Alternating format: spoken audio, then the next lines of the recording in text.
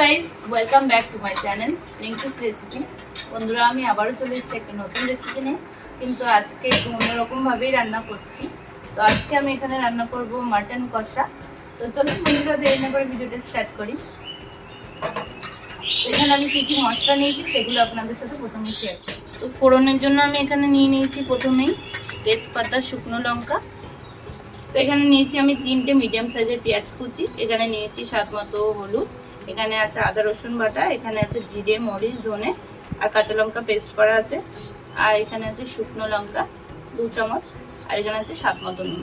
আর আজকে রান্নাটা পুরো সর্ষের তেলে হবে। তো চলুন রান্নাটা স্টার্ট করি।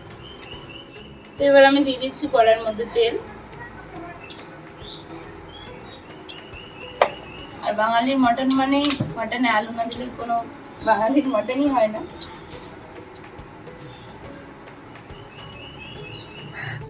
তো এখানে তেলটা গরম হয়ে গেছে, আমি আলুগুলোকে ভেজে নেব।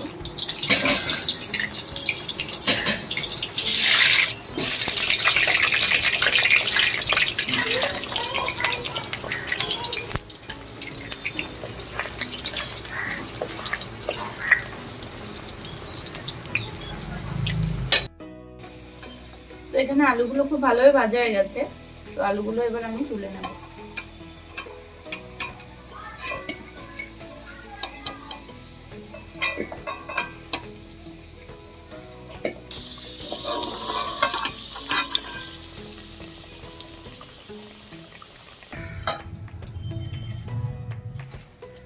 তো এই আলু ভাজা তেলের মধ্যে আমি দিয়ে দিচ্ছি তেজপাতা আর দিয়ে দিচ্ছি 2টো শুকনো লঙ্কা।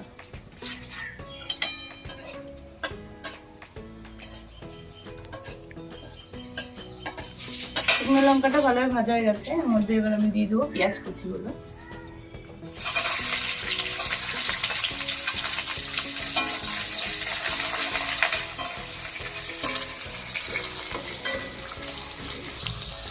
পেঁয়াজ কুচির মধ্যে দিয়ে দিচ্ছি অল্প একটু নুন। পেঁয়াজটাকে আমার ভালোভাবে কষিয়ে নিতে হবে।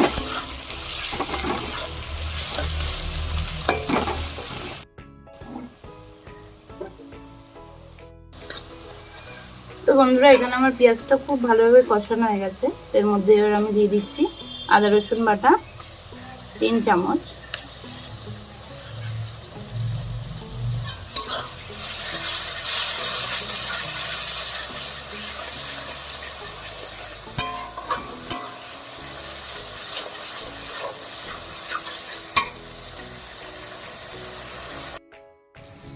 এর মধ্যে এবার আমি দিয়ে দেবো স্বাদ মতো নুন।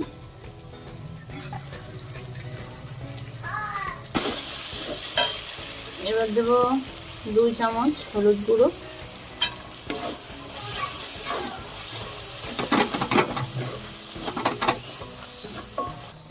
এবার দিচ্ছি 2 চামচ লঙ্কা গুঁড়ো।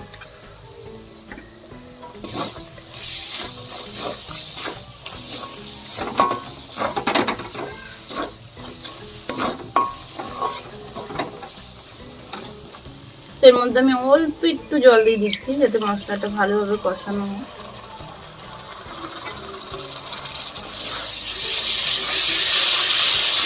দেখুন বন্ধুরা, কালারটা কত সুন্দর হয়েছে।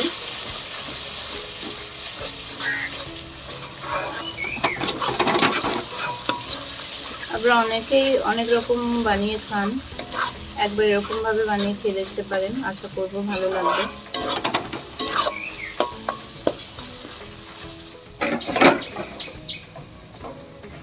তো বন্ধুরা, এখানে আমার মশলাগুলো খুব ভালোভাবে সবকিছু কষানো হয়ে গেছে।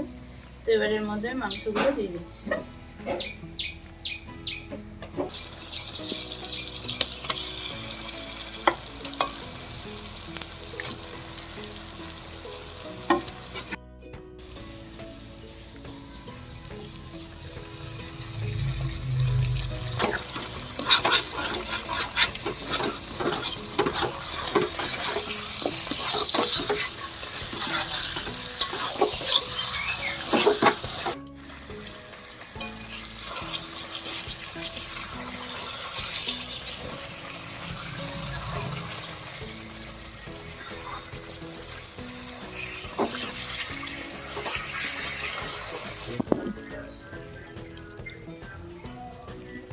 তো এবার এর মধ্যে আমি দিয়ে দিচ্ছি জিরে, ধনে আর মরিচ বাটা 2 চামচ।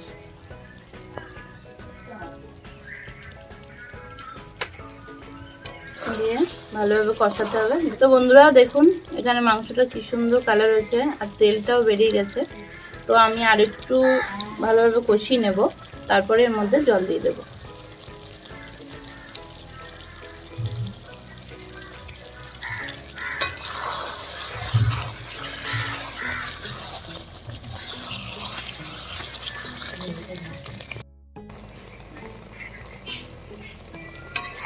তো বন্ধুরা এখানে দেখুন খুব ভালোভাবে এবার কষানো হয়ে গেছে। এর মধ্যে এবার আমি জল দিয়ে দেবো। দেখুন পুরো তেল ছেড়ে দিয়েছে মাংসটা আর দেখতে অনেক সুন্দর হয়েছে। তো আপনারা অবশ্যই বাড়িতে ট্রাই করবেন আর ভালো লাগলে আমাকে কমেন্ট করে জানাবেন। তো বন্ধুরা এখানে সব মশলা আমার কষানো হয়ে গেছে, মাংসটাও খুব ভালোভাবে কষানো হয়ে গেছে। এবার এর মধ্যে আমি